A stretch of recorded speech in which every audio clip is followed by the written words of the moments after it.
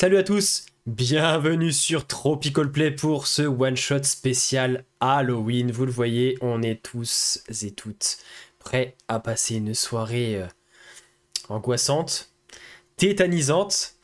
Ça c'est l'avenir qui nous le dira.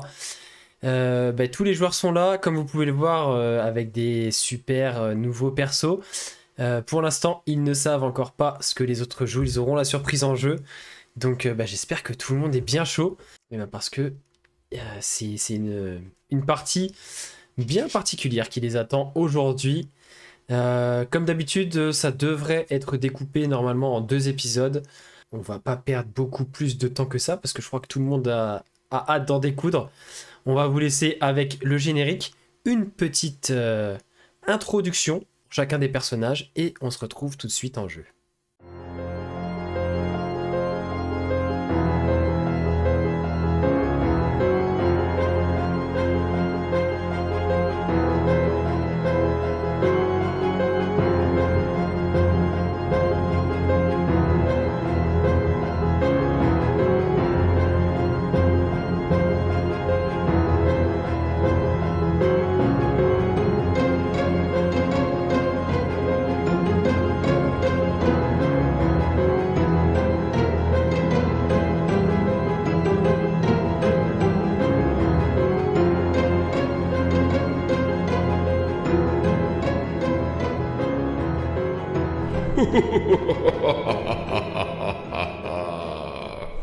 L'ambiance de la soirée est chaleureuse dans cette taverne, malgré le froid hivernal qui sévit à l'extérieur.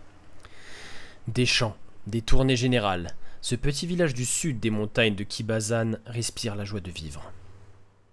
Pourtant, assis seul à une table proche de la fenêtre, un nain en armure est en train de s'endormir sur sa pinte de bière. Une voix le sort de sa torpeur, alors qu'une apparition spectrale se produit devant lui. D'un rapide coup d'œil circulaire, il se rend compte qu'il a l'air d'être le seul à voir cette chose étrange. Serait-ce l'alcool qui lui cause ce genre de vision ? Quoi qu'il en soit, cette étrange silhouette à l'allure de prêtresse elfe s'adresse alors à lui. « Bonsoir, Goroku. Je t'ai réveillé ? Tu m'envoies navré, mais je n'ai pas beaucoup de temps, alors écoute-moi bien, je t'en prie. Je m'appelle Elara, et je suis une prêtresse de Tsukizagi, le lapin lunaire. Je suis actuellement prisonnière d'un immonde mage nommé Terziao, également Jito du petit village de Meltazi, à 1 jour de cheval au nord de Kuruyamijo. Il m'a emprisonné et siphonne lentement mon énergie. Le temps presse. Si tu parviens à en venir à bout et me libérer, tout ce qui se trouve dans sa riche demeure est à toi. Il possède de nombreux objets magiques très puissants ainsi qu'une jolie fortune. Je pense que ce serait aussi le moyen pour toi d'en apprendre plus sur tes pouvoirs. » Alors qu'un anneau argenté apparaît dans un volute de vapeur spectrale devant lui sur la table, Elara ajoute « Prends cet anneau, il te guidera jusqu'à moi. » Puis elle disparaît. Goroku termine sa bière d'un trait, lâche un rot sonore et sort de l'auberge, décidé, pour partir droit vers le sud. Il fait nuit sur Ayan. Nous sommes en 3530. 10 ans avant les événements de Tamagawa, joués dans la campagne des mystères d'Ayan. Nous sommes en plein milieu de l'hiver et il fait extrêmement froid. Malgré cela, au milieu d'un petit bosquet, un moine à la peau ébène est assis, en simple tunique de lin. Il est en pleine méditation, seul, dans la nuit noire. Le silence est quasiment oppressant. C'est là, à quelques pas devant lui, que l'air se trouble et qu'une silhouette spectrale apparaît lentement. Sans même ouvrir les yeux, le moine lance. « Qui êtes-vous et que me voulez-vous » ? Bonsoir, Shizu. À la mention de son nom, le moine se redresse et regarde cette étrange visiteuse. Cela fait quelque temps que je t'observe et aujourd'hui, j'ai pu rassembler suffisamment de force pour te contacter. Je n'ai pas beaucoup de temps, alors sois attentif à ce que je vais te dire. Je m'appelle Elara et je suis une prêtresse de Tsukizagi, le lapin lunaire. Je suis actuellement prisonnière d'un immonde mage nommé Terziao, également Jito du petit village de Meltazi, à 1 jour de cheval de Kuruyamijo, vers le nord. Il m'a emprisonné et siphonne lentement mon énergie. Le temps presse. Si tu parviens à en venir à bout et à me libérer, tout ce qui se trouve dans sa riche demeure sera à toi. Il possède de nombreux objets magiques très puissants, ainsi qu'une jolie fortune. Alors que la silhouette de la prêtresse commence à s'estomper, elle fait apparaître un simple anneau argenté dans sa main et le tend à Shizu. « Prends cet anneau, il te guidera jusqu'à moi. Fais vite, Terziao se renforce à chaque heure qui passe. » La silhouette disparaît et le moine se retrouve seul dans cette forêt sombre, les yeux rivés sur cet anneau. Il l'enfile, rassemble ses affaires et alors qu'il lève le camp marmonne. « Les mages puissants, ça a toujours été ma spécialité. » Encore une glaciale nuit hivernale dans les rues de Tamaori. Le vent du nord fait flotter les longs cheveux rouges et noirs de cette femme, agenouillée sur un corps étendu sur les pavés de cette ruelle isolée. La scène, jusqu'alors plongée dans l'obscurité quasi totale, commence à s'éclairer, alors qu'une silhouette spectrale apparaît. Alors que cette femme tourne la tête pour regarder ce qu'il se passe, elle révèle sa profonde identité. Une dampire, mi-elfe, mi-vampire, trahie par ses canines, alors qu'elle lèche le sang encore chaud qui coule le long de sa dague d'argent. Elle se tient sur ses gardes, prête à frapper à tout instant. L'apparition spectrale est celle d'une femme, elfe, qui s'adresse directement à elle. « Bonsoir, Kageana. Oui, je connais ton nom et je sais qui tu es, ce que tu es. Et justement, c'est cela qui m'intéresse chez toi. Je n'ai pas beaucoup de temps, alors écoute bien. Je m'appelle Elara et je suis une prêtresse de Tsukizagi, le lapin lunaire. Je suis actuellement prisonnière d'un immonde mage nommé Terziao, également Jito du petit village de Meltazi, à un jour de cheval de Kuroyamijo, vers le nord. Il m'a emprisonné et siphonne lentement mon énergie. Le temps presse. Si tu parviens à en venir à bout et à me libérer, tout ce qui se trouve dans sa riche demeure sera à toi. Il possède de nombreux objets magiques très puissants, mais surtout une jolie fortune. » Alors que la silhouette spectrale commence à s'estomper, elle tend sa main ouverte avec un joli anneau d'argent à l'intérieur. « Cet anneau, Kageana, il te mènera jusqu'à moi. Mais surtout, fais vite. » Alors que la silhouette disparaît, la jeune vampire serre l'anneau contre sa poitrine et se dit en son fort intérieur: « Encore une possibilité de se faire de l'argent. Je vais peut-être finir par pouvoir récupérer notre ville, papa. » Il fait nuit à Kuroyamijo. Assis à son bureau, dans un manoir surplombant les hauts quartiers, un homme en armure lit un ensemble de parchemins attentivement. L'intérieur de la pièce, jusqu'ici dans la pénombre, commence à s'éclairer à mesure qu'une silhouette spectrale apparaît face à lui. L'apparition est une elfe drapée d'une longue robe religieuse. Alors que l'homme à son bureau regarde cela silencieusement, elle lance la conversation. « Bonsoir, Seigneur Sabratan. Je n'ai pas beaucoup de temps, alors je vais être direct et vous demander toute votre attention, s'il vous plaît. Je m'appelle Elara et je suis une prêtresse de Tsukizagi. Je suis actuellement prisonnière d'un immonde mage nommé Terziao, également Jito du petit village de Meltazi, à un jour de cheval au nord d'ici. Il m'a emprisonné et siphonne lentement mon énergie. Le temps presse. Si vous parvenez à en venir à bout et à me libérer, tout ce qui se trouve dans sa riche demeure sera à vous. Mais surtout, au vu de sa position de Jito, vous ne seriez pas contre étendre un peu votre influence, n'est-ce pas? » Alors que l'apparition commence à s'estomper, Elara tend simplement la main, proposant un anneau argenté au seigneur en armure. « Enfilez-le, il vous aidera à me localiser. » Et elle disparaît, ne laissant derrière elle que quelques volutes de vapeur bleutée. L'homme se dirige vers la fenêtre, enfile l'anneau, et alors qu'il regarde les différents quartiers de la ville, déclare pour lui-même: « Oui, il est peut-être temps de voir un peu plus grand que cette cité. » Il fait froid dehors dans ce petit village des plaines centrales d'Ayan. La neige commence à tomber. Cette maison est étrangement silencieuse au petit matin. Dans la chambre, l'odeur de sang est insupportable. Un véritable charnier, un couple et leur fille égorgée baignent dans leur sang. Au milieu de cette boucherie, une kitsu à la fourrure blanche dort paisiblement. Elle est réveillée par une étrange sensation qui se confirme par une apparition spectrale à quelques pas. Une silhouette de prêtresse elfe se présente directement à elle. « mais pourquoi une telle cruauté ? Enfin, bonjour jeune kitsu, je m'appelle Elara et je... » La Kitsu, d'un réflexe surhumain, sort sa rapière et elle transperce l'elfe d'un seul geste. Mais seuls quelques filets de brume sont impactés par ce coup, et l'apparition poursuit. Ah, je ne suis pas vraiment ici, alors je te conseille de m'écouter. Je m'appelle Elara, et je suis une prêtresse de Tsukizagi, le lapin lunaire. Je suis actuellement prisonnière d'un immonde mage nommé Terziao, également Jito du petit village de Meltazi, à un jour de cheval au nord de Kuruyamijo. Il m'a emprisonné et siphonne lentement mon énergie. Le temps presse. Si tu parviens à en venir à bout et à me libérer, tout ce qui se trouve dans sa riche demeure est à toi. Il possède de nombreux objets magiques très puissants ainsi qu'une jolie fortune. Je te laisse choisir les moyens et déchaîner ta rage à ta guise.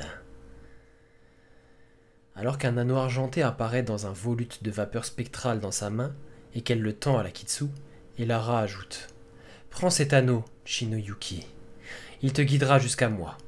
Et elle disparaît. Étrange, pense la jeune meurtrière en enfilant cet anneau. Mais au moins, ça fait une destination. Allons assouvir notre soif de sang. Et elle part en direction du sud. La nuit vient de tomber sur le village de Meltazi, alors que quelques flocons commencent à tomber. Le vent est glacial, et son passage dans la petite ruelle ressemble à la complainte d'un loup solitaire. L'ambiance est pesante. Les habitants sont tous rentrés, et de rares lueurs filtrent à travers les volets fermés. Pas de rire, pas de voix en cette soirée lugubre. Les rues, la place centrale, tout est désert. Un village figé dans la crainte d'une menace invisible. Les disparitions inquiétantes s'étant multipliées depuis quelques semaines. Au fond de la ruelle déserte, dans une maison abandonnée dont la porte gît au sol, arrachée de ses gonds, un homme à la peau sombre, simplement éclairé par une bougie, cherche le moindre indice sur la disparition des habitants du lieu. Flo, je vais te laisser nous décrire ton personnage. Eh ben, je suis un homme, donc oui, à la peau sombre, avec une chevelure totalement inexistante, euh, une joli petit bouc, mais personnage pas forcément Morgan jovial. Freeman. Je pensais pas Morgan Freeman, mais pas loin. Ouais. C'est Non, Peter Jackson pour moi. non, non, c'est pas forcément le genre de type qu'on a envie d'aborder. Hmm, Maître Chifou. Est-ce que t'es le genre à donner le choix entre une pilule rouge et une pilule bleue? Non, il a pas les petites lunettes. non, les pilules, c'est moi qui les donne. C'est lui qui les Mec, distribue. si ton épée elle brille d'une couleur violette, je quitte Trash. Voilà, je le dis. Ah oui. J'avais pas pensé. Mon Dieu. Et, Bien vu. j'ai toute une équipe de familiers que j'appelle les Avengers, évidemment. Donc le Il cache-œil. s'appelle Nick sa mère. Putain, c'est une idée de reroll, ça.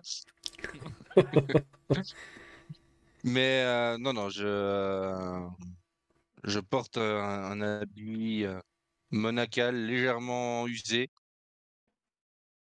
Et, euh, et voilà, je n'en dirai pas plus. Et soudain, Tu doutes, là. cet homme se fige. Surgis face au vent. Une sensation. Son instinct ne le trompe jamais. Quelqu'un est là, tout proche. L'anneau à son doigt commence à luire légèrement. C'est étrange. Est-ce qu'Elara entendait par là « Il te guidera jusqu'à moi » À l'extrémité de la pièce, une silhouette féminine se glisse le long du mur comme une ombre. Elle se fait trahir elle aussi par son anneau qui se met à luire d'un coup et révèle son visage blême. Camille, je vais te laisser nous décrire ton personnage qui se retrouve dans la même pièce que notre ami le moine. Eh bien, se glissant comme une ombre, euh, avec une grande discrétion, voici du coup une jeune femme, si je puis me permettre, aux longues oreilles et aux dents longues, qui du coup arrive dans la même pièce que ce cher moine. Probablement un tabaxi. Exactement. Et effectivement, cette femme aux allures elfiques, à la peau pâle, entièrement vêtue de noir, était extrêmement discrète jusqu'à ce que son anneau trahisse sa présence. Et d'ailleurs, une sorte de fil lumineux immatériel semble se mettre à relier vos anneaux que vous portez chacun, qui vous ont été offerts il y a peu, euh, et révèle votre présence de manière réciproque. Mais dans la ruelle, à quelques mètres de là, un nain regarde l'anneau à son doigt s'illuminer également. De manière assez naïve, il se met à suivre le fil qui prend forme devant lui jusqu'à entrer dans la pièce à son tour. Bastien, je vais te laisser nous décrire ton personnage, s'il te plaît.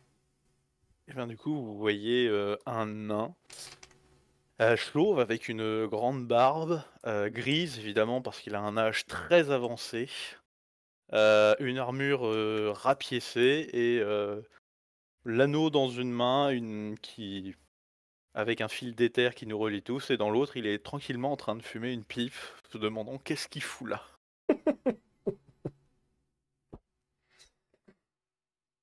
Et alors que justement tu t'approches de ces deux individus qui semblent dans la même situation que toi et que eux aussi commencent de manière méfiante à se toiser et à se rapprocher légèrement, vous êtes en train de réduire les côtés du triangle lumineux formé par vos anneaux. C'est vrai qu'il y a une méfiance naturelle qui s'installe. Vous savez reconnaître un individu dangereux quand il se présente. Mais avant même que la moindre discussion ne se lance, de nouveaux liens lumineux se créent et se multiplient, pointant vers l'extérieur. C'est à ce moment-là qu'un homme à la stature impressionnante, vêtu d'une armure non moins impressionnante de qualité et de richesse, entre de manière extrêmement confiante dans la petite maison abandonnée. Paul, je vais te laisser nous décrire ton personnage, s'il te plaît. Donc, vous voyez un homme assez grand et assez imposant en armure, pas en armure de plaque complète, mais en armure complète quand même. Les yeux dégageant une légère lueur rouge et ayant une chevelure assez massive, assez volumineuse, longue, et d'une beauté qui n'est pas humaine. Une beauté qui n'est pas humaine. Et il porte à la ceinture une rapière ainsi qu'un fouet. Et donc, alors que tu entres dans la maison, mu par la curiosité de cette espèce de fil lumineux assez immatériel qui s'est formé à partir de ton anneau. D'ailleurs, il y en a plusieurs, hein, puisque vous vous retrouvez tous reliés par une sorte de toile de votre anneau par un fil qui vous relie à chacun des autres. Et malgré tes capacités, tu n'avais pas vu, mais tu étais suivi depuis quelques heures par une créature qui va elle aussi entrer dans la maison à ta suite. Et je vais laisser le cas nous présenter son perso. Du coup, c'est une Kisu, pas très grande, à la fourrure blanche. On pourrait penser que dans un passé lointain, elle était d'un blanc immaculé, mais elle est actuellement plutôt couverte par la crasse et le sang. Du sang qu'elle a séché, hein, il a pas l'air récent, mais voilà, séché un peu partout sur la fourrure, pas mal autour de la bouche également. Elle porte un vêtement de plutôt léger, mais un vêtement de voyage, une rapière à la ceinture, et elle a des yeux un peu fous. Elle a l'air d'avoir les yeux un peu fous. Un petit peu, oui. Et elle tient, pareil, l'anneau dans sa main comme ça, depuis qu'il a commencé à luire et qu'elle a vu les fils, elle le tient dans la main et elle rentre dans la maison. Et donc, vous vous retrouvez tous dans cette maison qui a l'air abandonnée, effectivement. Vous n'avez pas encore eu trop le temps de vous pencher là-dessus, mais toi, Shizu, du coup, tu avais commencé un petit peu à inspecter, t'es arrivé le premier sur les lieux et t'avais trouvé quand même quelques meubles renversés, comme s'il y avait eu des traces de lutte, mais plus aucun signe de vie, et semble-t-il plus aucun signe de vie depuis au moins plusieurs jours, à en juger par tes premières observations.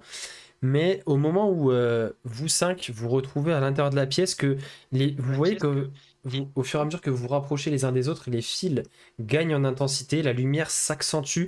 Cette pièce qui était complètement noire pendant cette nuit se retrouve d'un coup illuminée comme en plein jour. Et d'un coup, une sorte d'explosion, mais comme si c'était une explosion dans l'espace, sans absolument aucun son se produit. Une explosion lumineuse et tous les fils disparaissent, mais vous le ressentez au fond de vous, quelque chose s'est passé. Et les anneaux continuent de luire très légèrement, de pulser, mais c'est presque plus une sensation que quelque chose que vous pouvez voir désormais. Mais vous le ressentez au fond de vous, quelque chose s'est passé.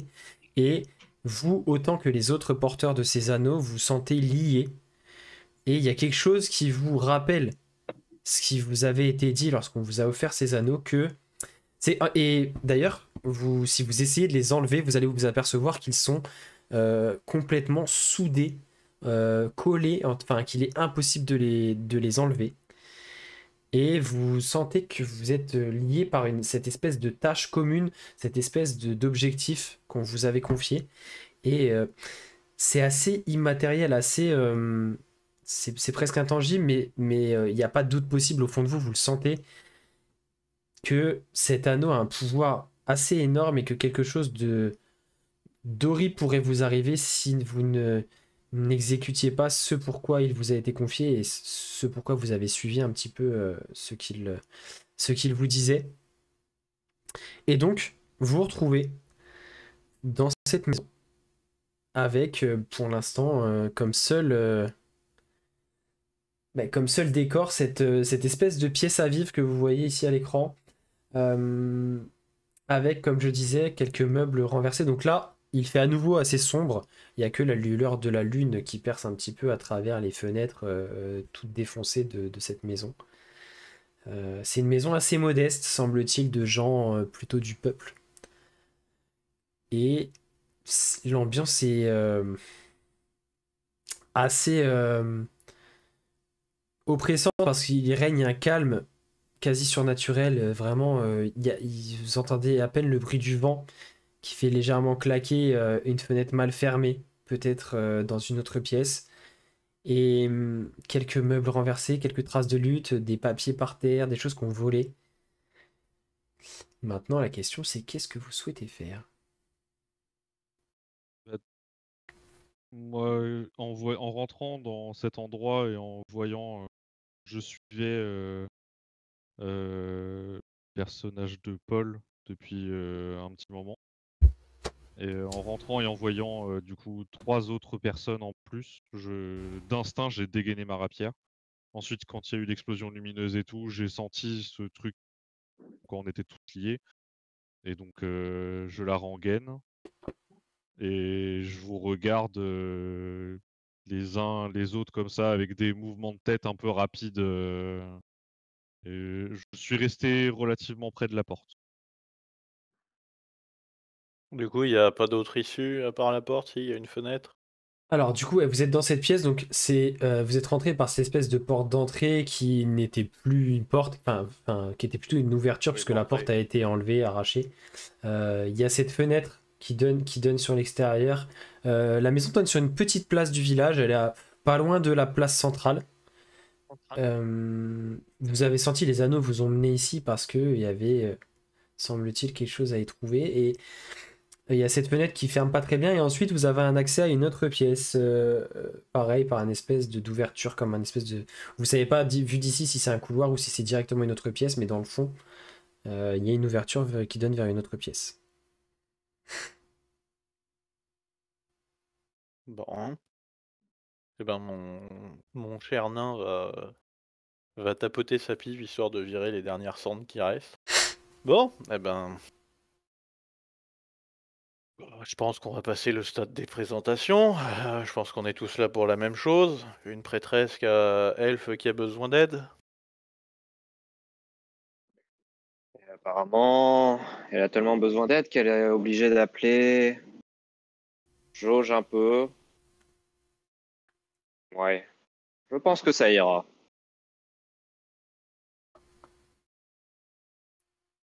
C'est mon bon genre de me mêler avec des êtres de vous, mais soit. Alors qu'on se mette d'accord. Enfin, si vous le voulez. Chacun vient pour la part du butin, du coup, ou chacun a une récompense différente?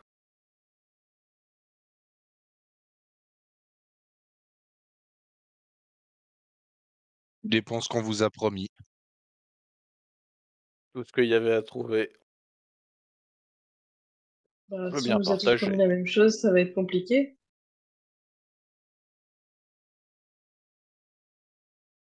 Chacun Bon, prendra allez, la part qui lui revient et puis voilà. moi c'est ma dernière mission, après je prends ma retraite, donc je veux bien prendre une plus petite part, dirons-nous.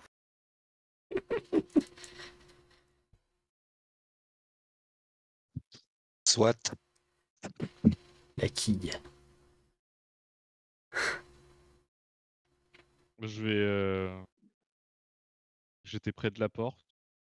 Je vais Personne. je vais quitter la maison. Ok. J'ai vraiment une attitude de bête pris au piège, mais pas de peur, plutôt agressive. Enfin, voilà, un ours que tu pièges au fond de sa tanière, tu vois, plus ce genre d'attitude. Et du coup, je vais quitter la maison Ok. et je vais me faufiler dans une maison voisine et faire ce que je sais faire le mieux pour me passer les nerfs. À savoir, Très bien. ouais, Pleurer. je Ah le non, pardon. je le dis à tout le monde ou... Bah, c'est toi qui vois. Tu peux garder Ouais, ça bah, pour toi. Si personne te suit, ouais. donc vous la voyez sortir.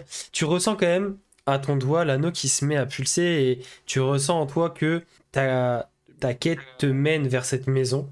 Mais c'est plus fort que toi. Ouais. Effectivement, tu sors et tu rentres discrètement dans une maison voisine qui, elle, par contre, est occupée, effectivement. Et tu disparais dans cette maison. Les autres, qu'est-ce que vous faites dans, Moi, dans je cette la maison? suis. Ok. Je la suis. Eh ben, fais-moi un petit jet de discrétion si tu souhaites la suivre discrètement, s'il te plaît. Ok. Très bien. En fait, tu vois qu'elle est, c'est presque instinctif, presque animal ce qu'elle fait, et tu arrives effectivement à la suivre. Par contre, tu vas te voir, en fait, elle va se faufiler par la porte d'entrée et refermer la porte derrière elle. Du coup, tu la vois disparaître dans la maison, et si tu veux après la suivre à l'intérieur, il faudra que tu prennes le risque d'ouvrir la porte après elle, mais tu ne la vois plus, elle a disparu à l'intérieur.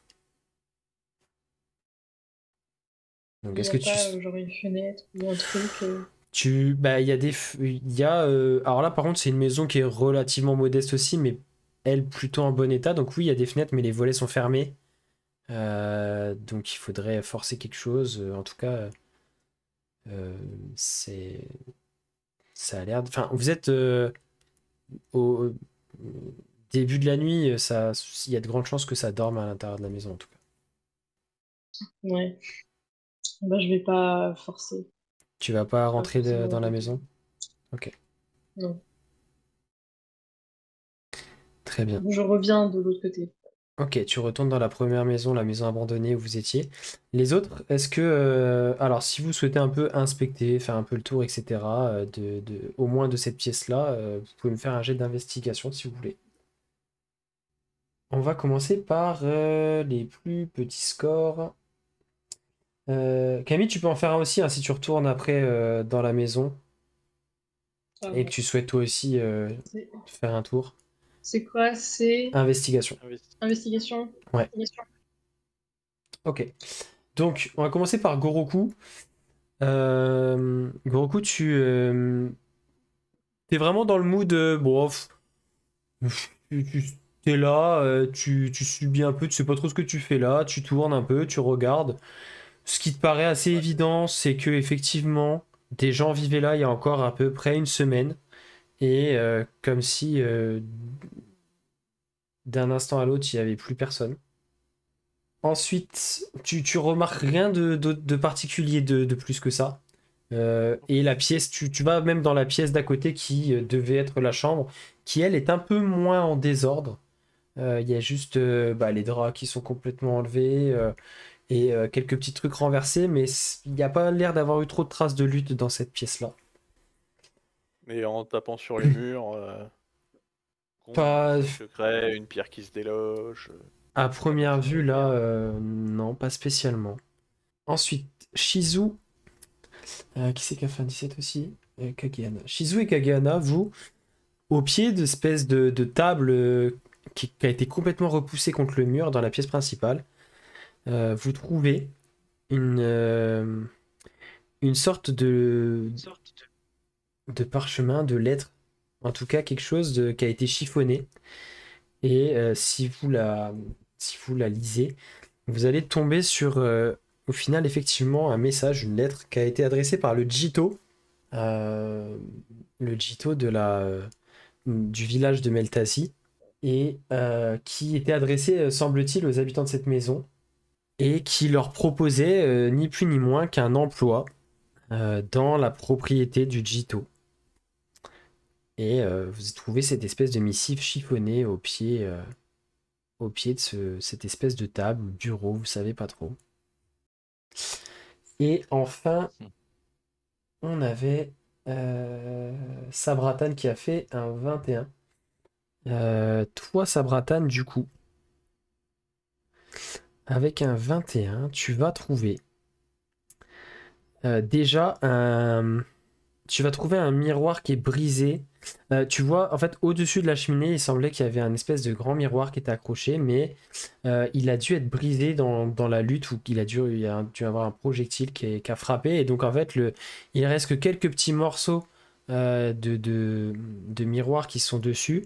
Le reste est brisé au sol, et en fait, au moment où tu regardes avec attention un peu partout sur les murs et tout, tu passes devant ce miroir, dans l'un des tout petits morceaux qui restent à l'intérieur du cadre, une brisure, furtivement tu vois comme des yeux rouges qui te regardent, mais ça dure l'espace d'un instant, et quand tu re-regardes, le miroir est devenu complètement normal. Enfin, en tout cas, ce petit morceau qui restait. Et tu ressens qu'il y a quelque chose, qu'il devait y avoir quelque chose avec ce miroir-là. Et dans le coin de la pièce, le coin qui est le plus écroulé quasiment, tu trouves des sortes de plumes grisâtres poisseuses au sol. Oui. Poissons. Ouais. Est-ce que ça me parle, ces trucs-là? Ça a l'air d'être des plumes d'oiseaux de nuit, soit corneilles, corbeaux, choses comme ça, tu vois. Plutôt dans ce style-là. Mais elles sont poisseuses, tu saurais pas dire c'est quoi, mais soit elles ont été plongées dans un peu de sang, soit du gras, enfin il y a quelque chose, et elles sont un peu poisseuses. Il y a quoi autour de ces, aux alentours de ces plumes? Bah en fait, c'est comme si le mur avait été frappé depuis pas depuis l'extérieur de la maison, mais depuis l'intérieur du mur, tu vois, ça fait comme un éboulis, mais qui s'écroule un peu vers l'intérieur de la pièce. Au niveau d'un angle, celui que tu vois tout à gauche de l'image, en gros, l'angle le plus proche de nous à gauche. Okay. Comme si il y avait eu comme si ça avait tapé, et que quelque chose avait tapé, et que ça avait commencé à s'ébouler un peu, mais vers l'intérieur de la maison. Quelque chose qui a tapé à l'intérieur et ça s'est boulé à l'intérieur, c'est ça? Ouais, comme si soit ça avait tapé depuis l'extérieur, depuis le mur extérieur de la maison, et que ça avait entraîner ça à l'intérieur, soit depuis l'intérieur du mur même, mais c'est bizarre parce que là, visuellement, à première vue, il n'y a pas... Enfin, c'est un mur plein, quoi. J'ai regardé à l'extérieur, je vais sortir pour regarder justement à l'endroit de ce mur ce qu'il y a. Et ben à l'extérieur, tu te rends compte que les murs de la maison sont assez épais quand même. mais à l'extérieur, c'est intact. Et juste pour préciser, ceux qui ont trouvé l'espèce de missive là, elle était bien signée de la main du Jito nommé Terziao. En fait, il y avait bien sa signature en bas, son nom en toutes lettres. Je vais lancer en parallèle aussi une détection de la magie en rituel. Très bien. Donc tu te concentres, tu commences pendant que les autres terminent de regarder un peu à droite à gauche dans la maison. Toi, Lucas, tu finis ton affaire dans la maison d'à côté. Est-ce que tu souhaites y rester ou est-ce que tu souhaites revenir dans la première maison où sont les autres ou pas? C'était mon idée de base, c'était juste D'aller te défouler et revenir. les nerfs, ouais, voilà, c'est ça. Et Donc on va considérer que le temps qu'il commence à chercher et que Sabratan prépare son rituel, ça, tu arriveras à peu près vers la fin de ces 10 minutes. Donc effectivement, 10 minutes se passent, vous cherchez un peu à droite à gauche dans cette demeure. Et Sabratan, du coup, tu termines ton rituel, ta détection de la magie s'active et tu ressens effectivement quelques résidus de magie au niveau du miroir brisé, mais ça a dit, tu vois, il y a eu de la magie à un moment, mais il y en a plus. Tu ressens juste quelques résidus, comme une sorte de légère vapeur que tu peux identifier, de magie, d'illusion. Et c'est tout. Rien d'autre de magique dans cette maison à première vue, enfin en tout cas de ce que tu peux ressentir là, dans la portée de ton sort. Et du coup, Chinoyuki, tu rejoins les autres à l'intérieur. Et je vais te demander, vu que tu es la dernière à rentrer, me faire un petit jet de perception, s'il te plaît. Parce que pour moi, tu es censé être du coup celle qui est la plus près de la porte à ce moment-là. Et les autres sont un peu occupés pour l'instant à checker et faire leur petit... ce sera Ok. C'est suffisant pour ressentir quand même une présence derrière toi. Toi, t'es rentré et tu sens qu'il y a quelqu'un qui arrive pour rentrer dans la maison, qui cherche pas spécialement à être discret, donc tu sens cette présence, tu te retournes et tu aperçois Rapière dégainée et tu vas tomber sur... Alors, il est encapuchonné, donc difficile à dire si c'est un humain ou un elfe, un demi-elfe ou quoi, mais sur un individu d'âge Rusard. assez avancé, bien vu, c'est Rusard. Spoiler, si vous allez voir la nouvelle vidéo de création de PNJ, j'explique la technique pour créer des PNJ inspirés de visages de gens qui existent. Et donc effectivement, bien vu Camille, c'est ce bon vieux Rusard qui a servi d'inspiration pour ce perso. Et c'est que ça marche bien si ça se voit autant. Et donc effectivement, vous voyez cette vieille personne, ce vieil homme ou ce vieil humanoïde en tout cas, rentrer dans la pièce, l'air assez, alors, pas du tout effrayé par vous et en même temps pas du tout hostile. Il vous regarde quand même avec des yeux un peu surpris de voir tel attroupement dans cette maison et surtout de personnes aussi diverses que vous. Qu'est-ce que vous faites là? Et il y a il y avait toujours ce silence assez pesant. On entendait que le bruit de vos pas, les bruits des parchemins que vous faisiez bouger, des meubles que vous poussiez pour enquêter, et le bruit du vent toujours qui à travers cette fenêtre mal fermée ou trop abîmée pour être fermée, et juste le son de sa voix qui résonne dans la pièce un peu sans dessus-dessous. Que faites-vous ici dans notre village, dans cette maison en pleine nuit? Il y a un problème, vieil homme. Non, il n'y a pas de problème. C'est que il se passe des choses étranges et dangereuses depuis un certain temps. Alors nous restons méfiants. Et vous savez, moi, ma vie est derrière moi. Alors je peux me permettre. Attendez, laissons les jeunes s'occuper. Ici, vous allez me raconter tout ça. Oh. Et genre, je saute de ma chaise. Bastien, il voulait juste jouer un vieux. Moi Moi, je m'avance vers lui, je pointe ma rapière. Oh, et tu vois qu'il recule légèrement. Il est pas effrayé. Tu vois qu'il a pas envie de se faire planter gratos non plus, mais il recule légèrement pour rester un peu hors de portée de ta lame. Mais je ne vous fais aucun mal. J'imagine que j'en serais bien incapable de toute façon, mais je suis juste venu voir par curiosité qu'est-ce qui nous arrivait encore et pouvoir juste assurer aux autres habitants que nous étions encore en sécurité dans nos demeures. Et Ilara. Euh, ah, que- comment? Qu'avez-vous dit? Elara? Je ne connais pas du tout de... Non, peut-être êtes-vous à la recherche de Terzia ou le Gito?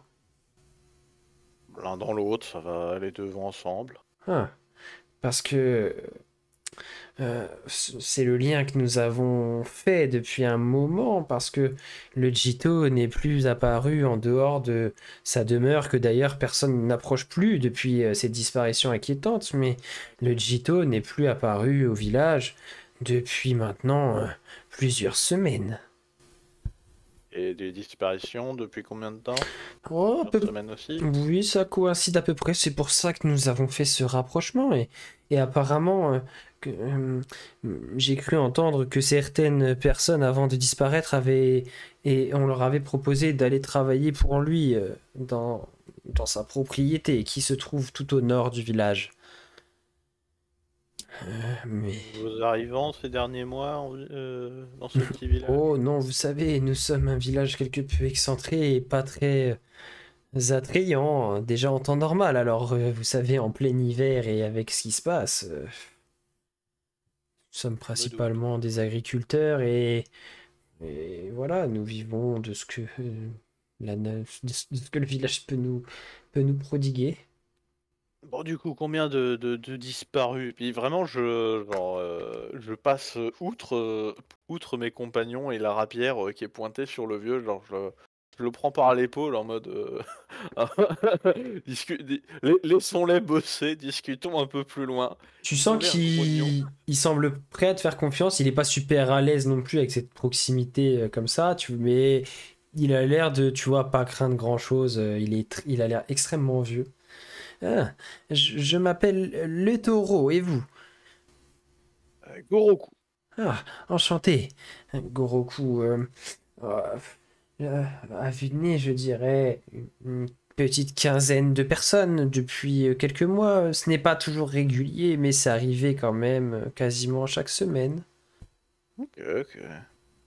Et la maison dans laquelle vous étiez en train de fouiller, c'est les derniers disparus en date. Et ça fait combien de temps que Goroku, il a eu on lui a donné l'anneau? Ça fait 2 jours peut-être. Ouais, je l'ai tracé. Ouais, vous avez tous fait en sorte d'arriver au plus vite par rapport à où vous étiez à peu près. Les nains sont des splinters.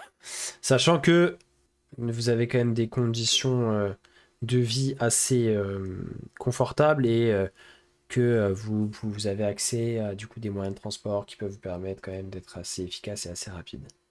Bon, et c'est quoi? Est-ce qu'il y a des personnes précises qui ont disparu? Des jeunes, Oh, une ethnie adultes, enfants, particulière? vieux, jeunes, non. Au hasard, quoi. Vraiment, je sais Bien, pas si ça, c'est au au hasard. hasard, mais en tout cas, un peu de tout. Pas forcément de 1 par profil. 1, 12 par 12. C'était à peu près maison par maison, famille par famille, je dirais plutôt. Et donc, ce couple avec leur fille disparu dernièrement dans la maison, dans cette maison, et il te fait signe de la tête, la maison où vous étiez là. Vous auriez pas vu, une elfe qui priait? Oh, la seule personne avec des origines elfiques dans ce village, c'est moi. Et tu vois qu'il rabat sa capuche, et effectivement, et ça doit être un demi-elfe. Il y a des oreilles qui ressortent un peu de ses cheveux mi-longs et huileux gras. Et ses oreilles en pointe qui ressortent un petit peu. Et sinon, à part ça, non. Et ça fait bien longtemps que nous n'avons pas eu de visite de personnes de ce rang. Non, la plupart des habitants de ce village sont des humains, quelques Kitsu, quelques Kameshiru, Oui, quelques habitué. Kuroshiro, mais oui, vous savez, nous n'avons pas grand-chose d'intéressant dans ce village. Mais du coup, tout le monde réside au même endroit là, actuellement ou... Non, non, chacun, à peine la nuit tombée, se cloître dans sa propre maison, ferme tout, barricade tout et espère ne pas être la prochaine victime. Il n'y en a pas des caisses de gagneurs aussi, faut dire. Ok. Bon. Je le laisse. Je le salue et je me retourne voir mes compagnons. Tu vois il va rester aux alentours de la maison, curieux de voir ce que vous allez faire en fait. Vous étiez dans la maison, hein, tu l'as pris genre dans la pièce à côté ou vous êtes sorti? Ah non, on est sorti. Enfin, si tu nous as laissé passer, mais. Quand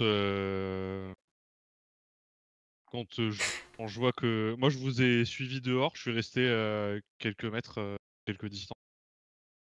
Et quand je vois que tu l'es, je te dis c'est bon, t'as fini? Tu comptes quoi, le manger? Pas les Ah, je sais pas, tu poses la question comme si c'était urgent. gens. Bon, bah oui, c'est bon. Toi, viens dedans. Je parle à Rusard. Euh, mais et tu vois que là, il n'est pas non plus rassuré. Mais qu'est-ce que vous voulez? Je ne vous ai... vous inquiétez pas, je ne dirai rien à personne. Je suis juste curieux de... Je voulais juste savoir si vous pouviez représenter un danger pour notre village ou pas. Techniquement, Viens non. dedans. Euh, Je pense que si vous lui désobéissez, ça euh, va devenir un danger. je ne préférerais pas rentrer à l'intérieur avec vous si je... Tu vois qu'il commence à trembler un peu. En voyant tes yeux rouges et complètement fous, il se rend compte de la Je reviens personne que vers Ah, tu je lui es. l'empoigne et je le force à je rentrer. J'allais m'y mettre, mais bon, voilà. Du coup, vous l'empoignez, vous le faites entrer. Non, moi j'allais le guider gentiment. Ouais, du coup, il oppose pas de grande résistance, hein, il est assez chétif, de toute façon. Tout va bien se passer. Voilà, tout va bien se Et une fois passer. qu'il se retrouve à Je leur l'intérieur de fais la pièce, il... confiance. Bien, bien, Oui. me voilà, me voilà. Moi, quand on rentre, je me tourne vers les autres, je dis vous avez d'autres questions pour lui?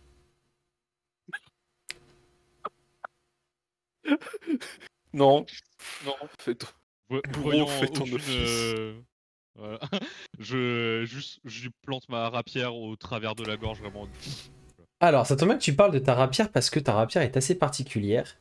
Et donc, vous voyez Shinoyuki, cette Kitsu assoiffée de sang et qui fait un peu peur, qui dégaine cette rapière dont la lame semble être faite alors, comme si la garde était prolongée d'un espèce de cœur de créature et que la lame était constituée quasiment de sang, presque mouvant en fait.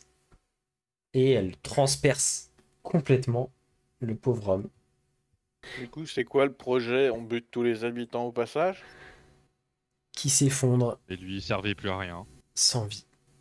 Oui, mais eux, ils servent à rien. Oui, Si mais ils sont tu- pas là. Ouais, non, ils sont dans la maison juste en Enfin. face. Ceux de la maison juste en face, il y a plus besoin. On s'y occupe.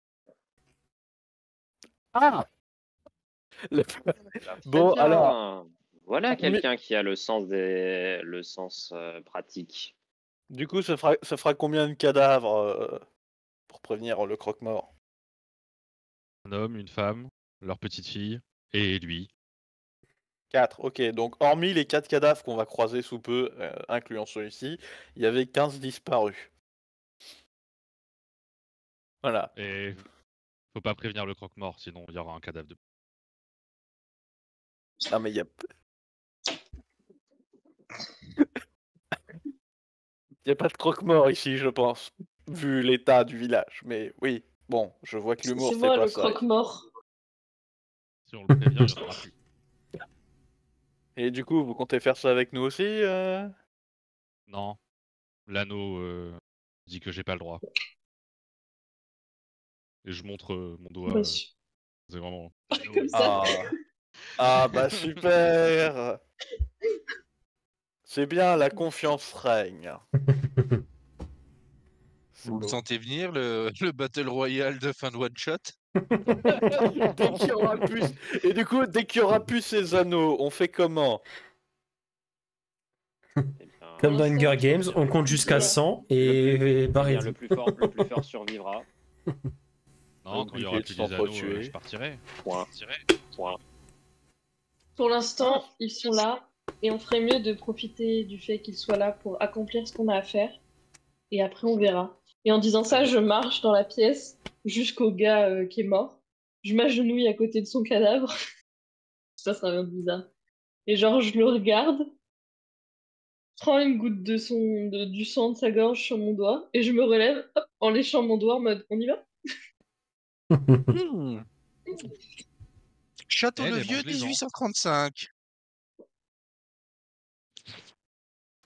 Moi, je vais vous emboîter le pas en pensant à bien écraser le crâne au passage. Excusez-moi, c'est que j'ai plus la tête de Flo qui a été soulagé qu'il y ait eu une fin de phrase. Bah, Goroku va rallumer sa pipe. Ah. En mode, bon, bah, Oh c'est non, parti. non, arrêtez! Ah, c'est... Du coup, Bon, eh ben... On va où? On va voir chez le Jito?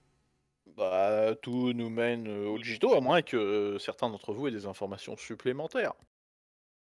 On cherche Ilara. Non. Oui, mais ils n'ont pas croisé d'elfes depuis au moins 6 mois. C'est la seule info. Enfin, elle m'a dit d'autres trucs, mais j'ai oublié. Je me réveillais et... Si notre Kitsu peut éviter de dessouder tout ce qui se présente à sa main. S'ils servent plus à rien, tant qu'ils servent à quelque chose, les laissons. Ils peuvent encore porter des messages hein, une fois encore vivants. Ah, même mort, je pense que le message est passé. Ouais. C'est pas le S'ils même peuvent type porter de des message, messages, quoi. c'est qu'ils peuvent être utiles. Donc j'y touche pas. Donc du coup, Alors, si je résume, à le partir de village va être maintenant, constitué de cadavres sans tête, sans exsangues de leur sang, avec un trou dans la poitrine. C'est bien ça. Non, à partir de maintenant, ce village est habité de messagers. Ils ont tous un rôle. Très bien. Voilà. Est-ce que je peux... Hein. Est-ce que je peux... Tu m'autorises un jet de... Putain, je sais plus. Intuition pour voir si... Est-ce que je grille qui me dit de la merde, quoi? Est-ce que tu grilles qu'on se fout de ta gueule? Oui, voilà. tu peux faire un jet si tu veux, ouais, vas-y. Parce que je suis pas si con. J'ai pas 8 en intel, quoi. Même avec les mecs qui ont 8 en Intel, ou ça se passe comment? Du coup, Ouais. faut Ça aussi... sera 7. T'inquiète. Donc du coup, je te regarde et je te dis... Ah, tous des messagers? Ok. Oui, Voilà. c'était message. Faut faire un jet de tromperie ou de persuasion ou pas? Non, non, c'est bon, je considérais que c'était dans la moyenne, mais que là, enfin voilà, avec un jet vraiment mauvais comme ça, au-dessus de 10, il aurait capté qu'il y avait un côté moqueur. Moins sage que je suis intelligent.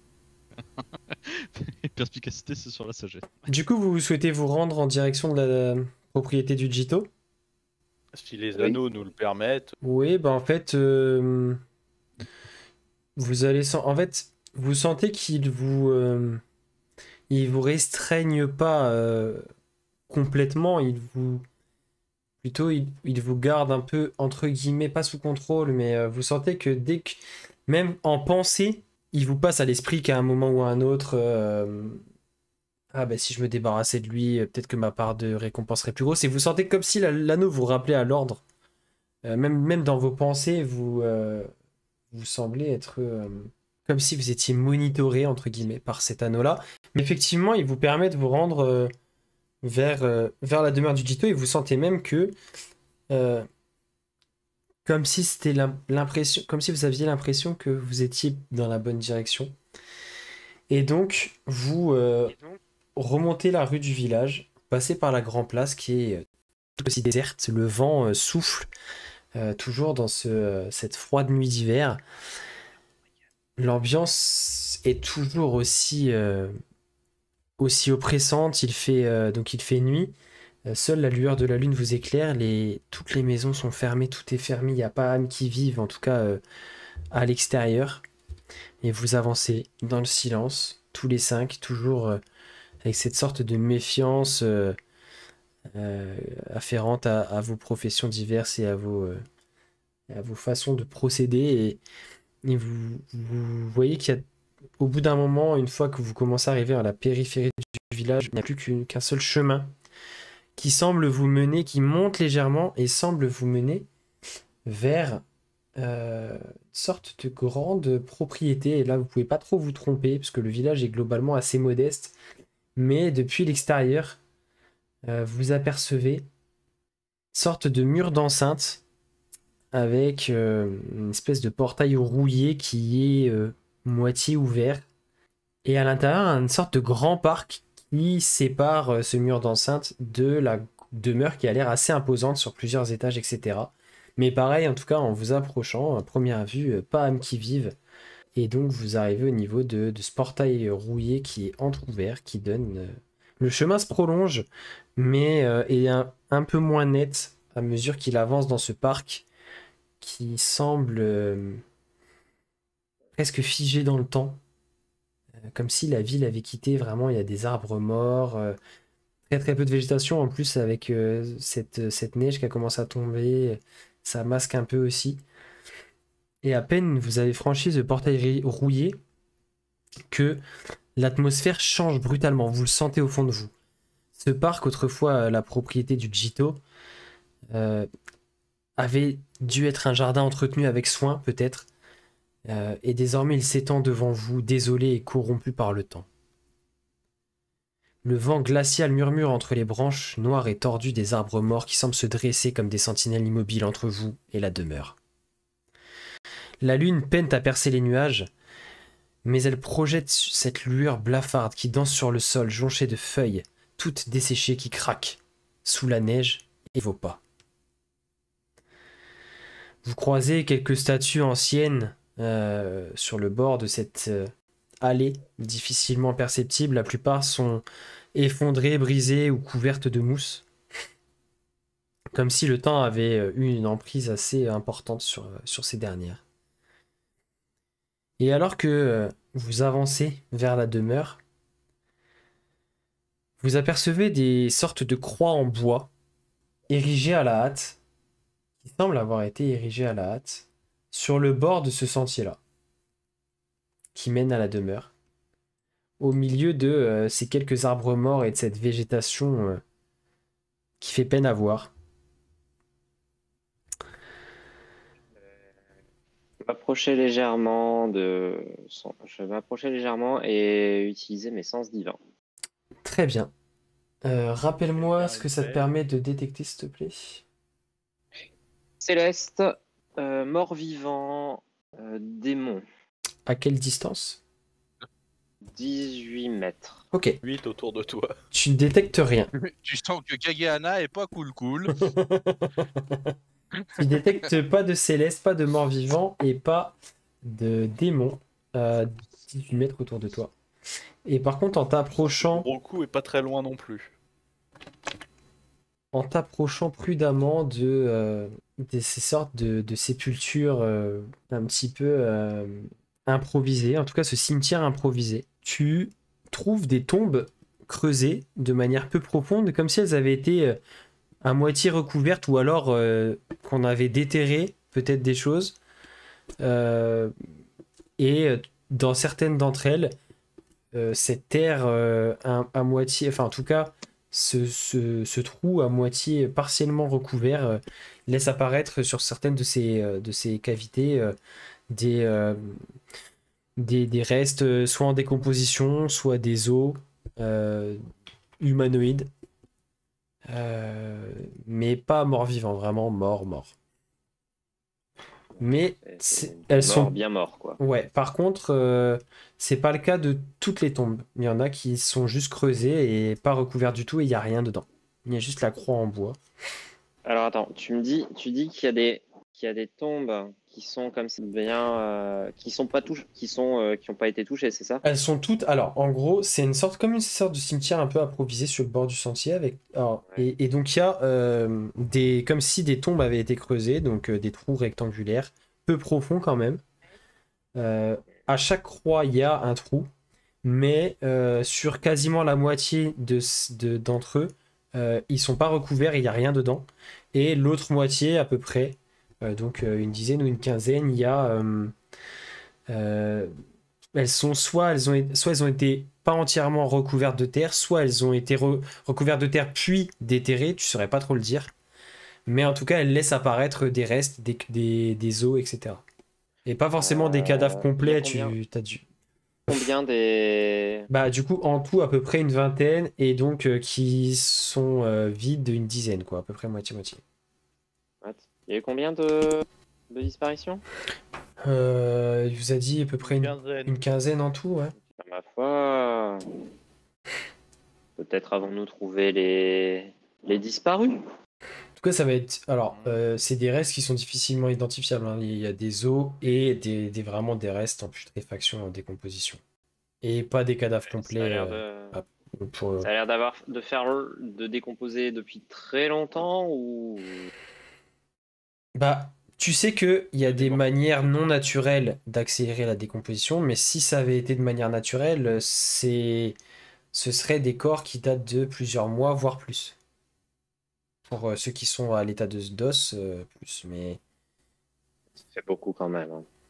Mais du coup, oui, ça collerait pas avec les disparitions. Ça. Mais ça fait beaucoup quand même, hein. J'ai une question par rapport à ce que tu as dit sur la nature. Tu parlais de nature desséchée, etc. C'est dans tout le village, enfin, genre, aux alentours du village, quand on est arrivé, c'était aussi comme ça? Ou est-ce Non. que c'est vraiment C'est propre à vraiment cette particulier, c'est pour ça. Ouais, c'est particulier Ouais, à ok, cette c'est ça. Ouais, non, propriété. mais c'était- Ouais. Et vous l'avez senti même quasiment dans l'atmosphère quand vous avez franchi le portail. Vous sentez clairement. Ok. Enfin, vous avez quand même pas mal d'expérience dans tout ce qui est un peu occulte, tout ce qui est un peu magie et tout, même si vous n'êtes pas tous pratiquants de magie, mais vous avez tous un peu côtoyé déjà. Et vous sentez qu'il y a des choses pas trop naturelles qui se sont passées ici. La lune, elle est comment dans le ciel? C'est pleine lune, je suppose? C'est quasiment. C'est pas forcément la. Enfin, je sais pas forcément la pleine lune. C'est une lune suffisamment remplie pour éclairer quand même correctement, mais pas forcément. C'est pas forcément la pleine lune. Ok. Là, sur l'image, ouais, il manque peut-être un croissant, on va dire. Allez. Et en fait, ça, c'est un peu sur la gauche de cette espèce de sentier qui. Vous arrivez encore à peu près à le déceler, qui mène vers la demeure qui est un peu plus loin. Et donc, ce sentier continue. Et en fait, il va arriver à une espèce d'intersection où il y a une sorte de fontaine. Alors, même chose, une fontaine qui devait être autrefois luxueuse, qui est désormais à sec et envahie par des lianes pourries, des sortes de lierres, des choses comme ça. Pour la plupart morts, hein, ces végétations-là. Mortes, du coup. Et au centre de cette fontaine, il y a une statue brisée qui devait sûrement être le promontoire, enfin en tout cas le sommet de cet édifice complet avec la fontaine en pierre. Et donc cette statue qui a dû s'effondrer, qui est brisée à l'intérieur du bassin qui est vide et qui représente un homme en armure, probablement un ancien Jito du village, qui gît à moitié recouvert de terre un peu spongieuse, avec son épée faiblement pointée vers le ciel. Le silence est toujours lourd, presque palpable, brisé seulement par le gémissement lointain du vent ou le bruit de vos propres pas. Et Question en inspectant la statue, savoir comment elle a été. Comment. Bah, Voir comment elle a été cassée, qu'est-ce qui a pu en fait la. soit le temps, le manque d'entretien, enfin tu vois qu'elle est fissurée un peu, ouais, comme si tout s'était... En fait, ça vous donne cette impression aussi que comme si, tu sais, toute la nature avait été desséchée, fragilisée, et que c'est sûrement ça qui a fait peut-être un peu, tu sais, déstabiliser cette fontaine. Tu vois qu'elle est un peu fissurée de partout, comme si le sol en dessous était devenu d'un coup moins... Ouais, mais c'est pas quelque chose qui arrive en 1, 2, 3 mois. Non, c'est clairement... En fait, vous avez l'impression que si effectivement il y a des choses qui se passent que depuis quelques semaines, ça a dû être amplifié, voire accéléré par quelque chose de magique, parce que effectivement, en quelques semaines, on ne peut pas arriver à un tel état de décrépitude et de désolation sur un terrain comme ça. Bon, lugubre trajet. D'ailleurs, il n'y a même pas... vous faites attention au moment où vous dépassez cette statue, avec ce silence qui est toujours aussi pesant, qu'il n'y a même pas un corbeau qui est posé dans un arbre ou quoi, il y a vraiment pas âme qui vive et absolument aucun bruit. Je vais pas avoir amené assez d'huile.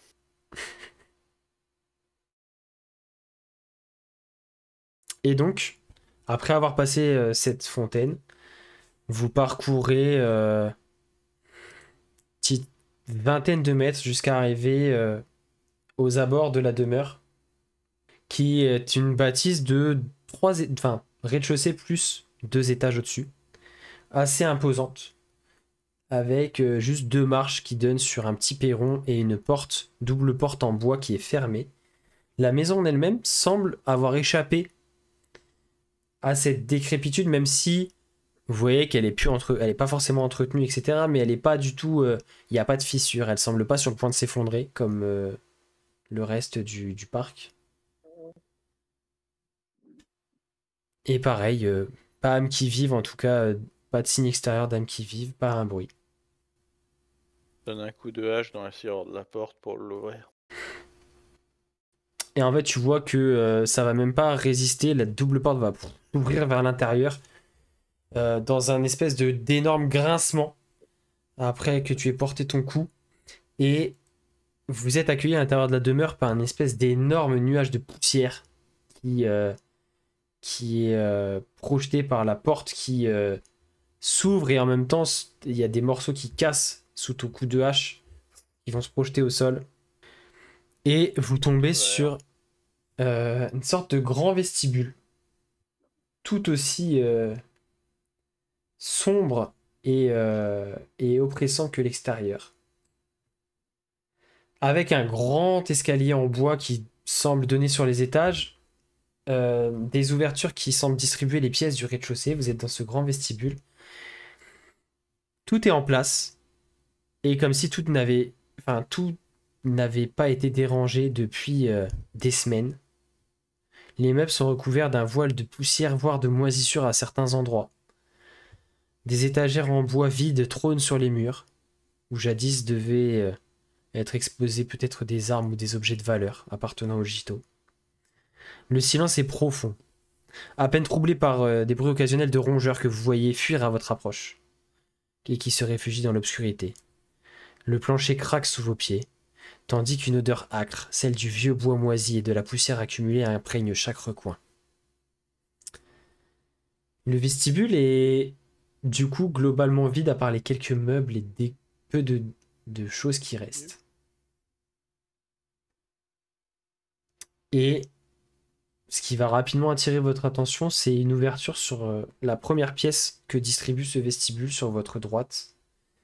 Est une sorte d'immense salon dans lequel, pareil, des meubles qui sont à leur place, mais comme s'il n'y avait plus d'objets, en tout cas, posés dessus. Pareil, toujours cette poussière, etc. Et vraiment comme si la maison avait été privée de tout ce qui fait sa vie, en fait, les gens, mais aussi les objets du quotidien, etc. Il reste les meubles, là. Et particularité de ce grand salon, une très grosse, très imposante cheminée qui trône au fond de cette pièce, donc face à l'entrée de l'autre côté par rapport à vous. À l'opposé, cette pièce qui est quand même assez grande. Une grande cheminée en espèce de marbre noir très précieux. De là où vous êtes, vous voyez qu'il y a des inscriptions sur le fronton de la cheminée en kokuo, mais vous êtes un petit peu loin pour les lire, il faudra vous approcher. Elle se dresse là comme un témoin de l'âge d'or que cette demeure a dû connaître, pardon. Mais tout dans cette pièce est en place comme une sorte de tableau où le temps aurait été figé. Mais comme je vous disais, tous les objets du quotidien, les étagères qui sont accrochées au mur sont vides, il n'y a rien dessus, comme si vraiment il ne restait que les meubles. On a fait un peu de homestaging dans cette maison. Et donc, sur cette cheminée. On s'est fait arnaquer. Et donc, vous Arnaqué. approchez de cette cheminée pour pouvoir apprécier et regarder l'inscription qui s'y trouve. Et vous pouvez lire. Ah non, faites-moi juste un petit jet de perception, tiens, juste avant, s'il vous plaît. Alors que vous entrez dans le salon et que vous avancez vers cette cheminée. Moi, quand on entre dans le salon, Goroku, pas forcément à part, mais je m'approche de lui et je te dis, il a dit que c'était quand que le Jito a disparu? Vieux là. Quelques semaines, presque Quelques un semaines. peu plus d'un mois ou deux. Parce que on dirait que ici, c'est abandonné depuis 10 ans, plus. La Ouais. nature autour, la fontaine, on dirait que comme Je si suis le bien temps était passé trop vite. Même la pierre, pour qu'elle soit attaquée à ce point-là, ça fait plus de 10 ans. Ouais, j'ai Je t'ai pas. fait avoir, il y a aucun trésor ici. Et du coup, enfin, ça c'était vraiment sur Oh! le chemin. Oh la bulle! Ah la J'étais- bulle. J'étais trop concentré à parler. Merci Bastien de me rendre hommage, ça me fait plaisir. Ça, c'est un jet la que bulle. j'apprécie, que j'aurais pu J'ai faire. perdu la vue.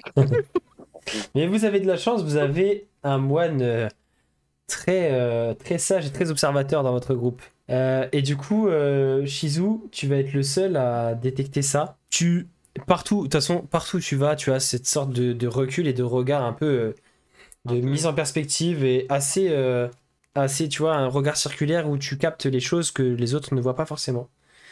Et tu te dis, c'est pas normal, il y a quelque chose qui cloche parce que effectivement, tout semble figé comme si ça n'avait pas bougé depuis des années, il y a de la poussière et tout, mais tu te rends compte que dans cette poussière au sol, dans cette espèce d'état un peu clinique, comme si rien n'avait été touché, tu arrives à détecter quand même des traces de pas et comme s'il y avait eu des déplacements assez récurrents sur ces dernières semaines, mois, Récurrent. Tu dirais récurrent parce qu'il y a plusieurs. Tu arrives à détecter plusieurs traces qui sont pas exactement les mêmes. Mais après, ce sera difficile de quantifier, de dater et tout. Mais tu arrives à peu près à dire ça. Mais c'est très. C'est peu voyant, mais tu arrives à le détecter. Et ça a l'air de provenir de la cheminée et de se diriger vers l'entrée ou inversement. Et inversement, pardon. Comme je dis, il y avait eu des allers-retours. Vu la propreté, y a pas l'air, ça va pas récurer grand chose à mon avis. Ça a dû Ça teste juste le être du passage en tout cas. Mais pas forcément quelqu'un qui a occupé les lieux, mais vraiment juste un passage. On voit les experts en nettoyage. Et effectivement, maintenant qu'il vous le dit et qu'il vous le montre, si tu le montres aux autres. Ah non, tu gardes pour toi? Non. Je dis rien. Ça va pas. Non, parce que L'info. À ma droite. pour l'instant, il y a que toi qui. Dans ce cas-là, pour l'instant, il y a que toi qui arrive à le déceler. Oui. Oui, il y a moi, quoi de marqué sur cette foutue cheminée? Donc, du coup, on y vient maintenant. Sur cette cheminée est inscrit en kokuo une seule phrase qui dit: ce qui brûle doit être vu, et ce qui voit surplombe tout. Et juste en dessous de cette inscription, je vous laisse regarder une dernière fois la cheminée, il n'y a rien de spécial à voir, mais juste en dessous de cette inscription, Doit être vu. il y a Mhm. Des Une sorte... cailloux. Alors, oubliez les 5 espèces de galets, je vais vous le dire, ils sont pas à cet endroit-là, mais juste en dessous de l'inscription, vous avez 2 sortes de cavités qui sont creusées à même la cheminée. La taille de... un peu plus petit que la taille d'un poing.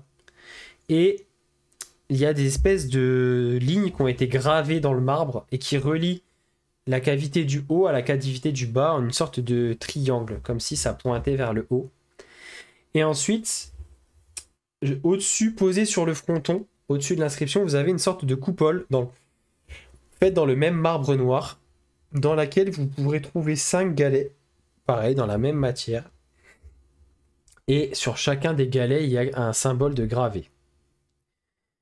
Sur l'un d'eux, il y a un œil. Sur le second, sur le deuxième plutôt, il y a un oiseau. Sur le troisième, un arbre mort. Sur le quatrième, une épée. Et sur le cinquième, des os. Ce qui brûle doit être vu. Et ce qui voit surplombe tout.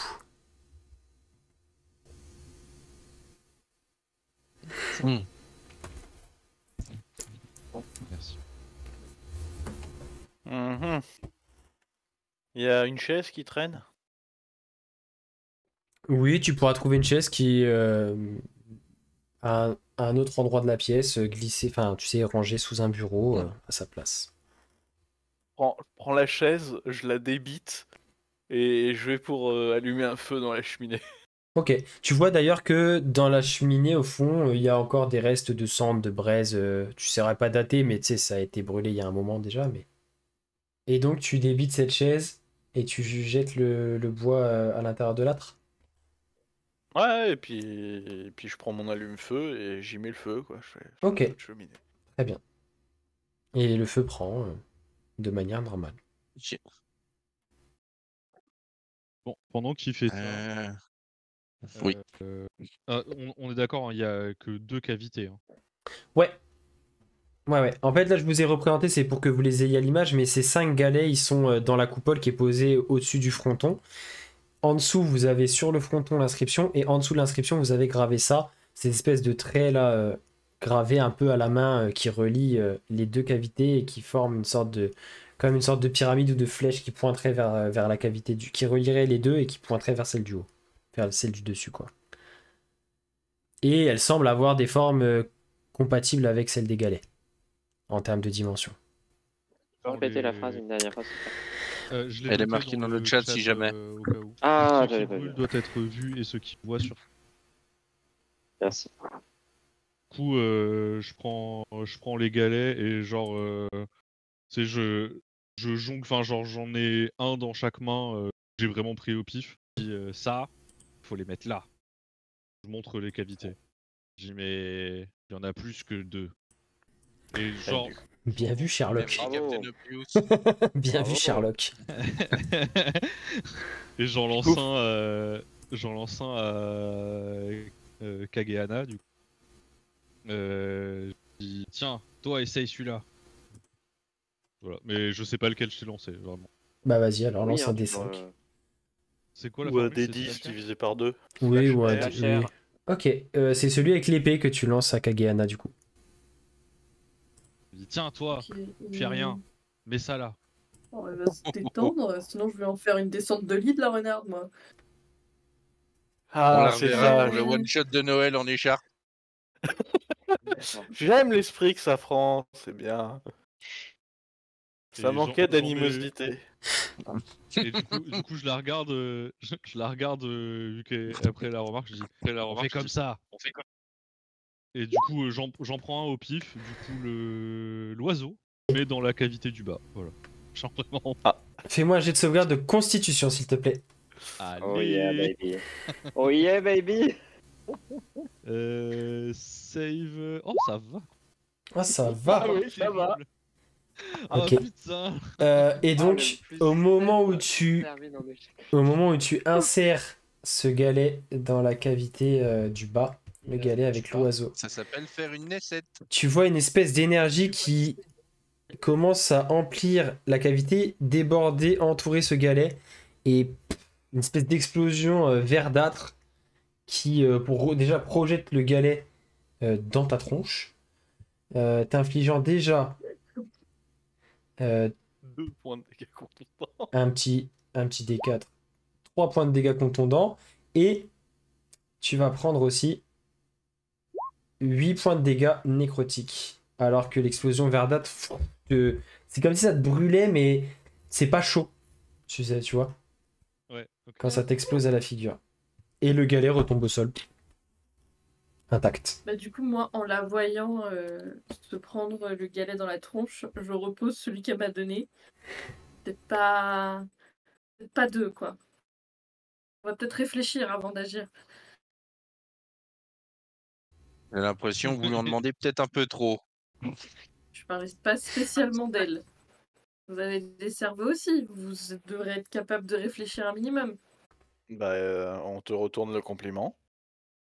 Et quand on n'est pas foutu d'observer les traces au sol, je pense qu'il serait peut-être bon ton de se la fermer. Quelle trace au sol? Oh, rien. Je dirais même plus, quel sol? Il est pas palpable.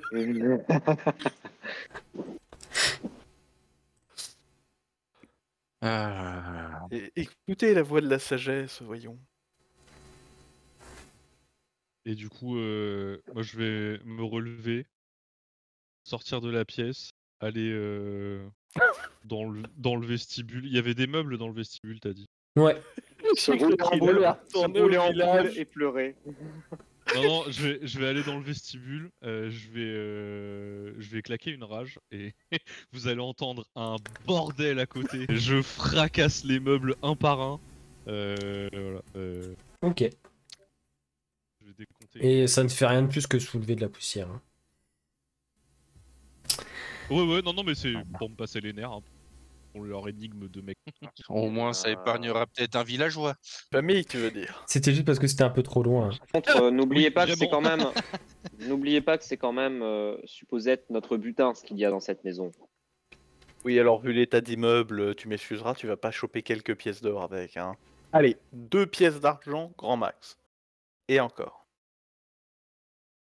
À la limite, la cheminée en marbre, si t'arrives à la déplacer, ça doit valoir quelque chose. Je peux te le garantir. Mais pour l'instant, y a rien d'autre. Et on va pas la couper en 6, la cheminée. Surtout qu'elle a l'air piégée, pour le coup. Bon, ce qui brûle, bon, généralement, c'est un arbre. Et ceux qui voient, au choix, c'est soit le corbeau, soit l'œil. Sauf que Bon. ce qui brûle, c'est le feu qui est dans la cheminée. Oui, qui est fait avec une chaise, qui est fait avec du bois, qui est fait avec un arbre. Jusque-là, tout se tient. Oui, mais à ce moment-là, la logique, la graine de l'arbre a peut-être été chiée par l'oiseau. Hein. On peut remonter loin comme ça. Ah oui. Bon, du coup, l'arbre en bas, on va pas mettre l'épée. L'épée, ça brûle pas, les os non plus. Et l'oiseau en Enfin, haut. Moi, je Ou demande à ce l'œil. qu'on teste. qui teste Les os, ça brûle. dépend le feu, Et le mais sang, oui. ça mouille.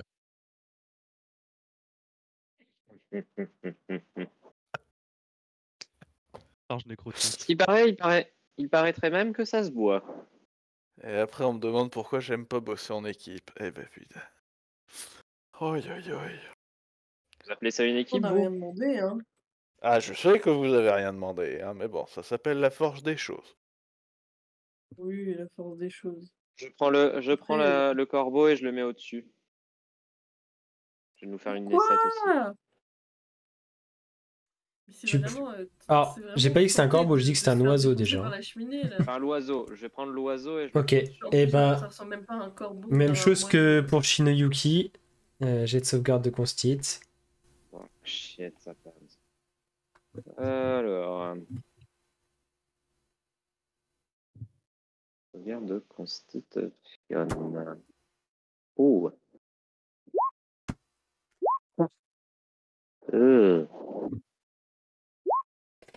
Oh. Bon, bah voilà. Pareil, t'as une espèce d'explosion de flamme verte qui te projette le galet dans la tronche qui va t'infliger 4 points de dégâts contondants. Et par contre, ces flammes vertes vont être un peu étouffées par rapport à l'explosion précédente et tu vas ne subir qu'un point de dégâts nécrotiques. Je peux subir des demi-points de dégâts vu que j'ai la résistance aux dégâts nécrotiques. Bah non. C'est un point quand même. Ouais, c'est ça tu prends un quand Ça même. s'appelle le point symbolique. Bon, du coup, devant l'échec de notre armoire à glace, question les trous, elles sont à ma hauteur. Oui, oui. Bon, parfait. Bah du coup, je vais inspecter tout ça. Hein. Je suis maçon, autant que ça serve. Voir que sans en insérer un, mais vraiment voir celui qui correspondrait le mieux déjà par rapport aux nervures du marbre, etc. Alors, tu te rends Ça peut compte aider. que les galets ne doivent pas être l'extrusion de ces trous. Tu sais, c'est pas ce qui sont sortis de ces cavités-là. Par contre, ils ont tous la forme quasi parfaite pour rentrer dedans, mais il n'y a aucun qui a des nervures qui correspondent. Ils ont tous été faits dans le même marbre, mais pas de ces cavités-là en particulier. Bon, du coup, on teste chacun notre tour, c'est ça? Bon bah allez, let's go. Du coup, on avait dit l'arbre en bas, l'œil en haut. Vu que l'oiseau en haut a pas fonctionné, oui. Et bah j'essaye ça. Ok. Tu places lequel en premier et où du coup? Je place l'œil en premier en haut. Ok. Tu positionnes le galet sur lequel est gravé l'œil dans la cavité du haut et tu sens juste, vous entendez très légèrement un et comme il se retrouvait presque, tu sais, pas soudié mais vraiment parfaitement imbriqué dans la cavité. Tu le relâches précautionneusement et il se passe Je me rien de retourne quand même plus. vers eux en mode. Oui, c'était pas si difficile. On a... Vous voyez, vous avez gagné de l'expérience, ma chère.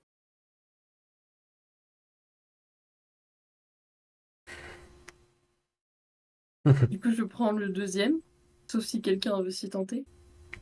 Vous avez l'air si bien parti. Autant finir le travail.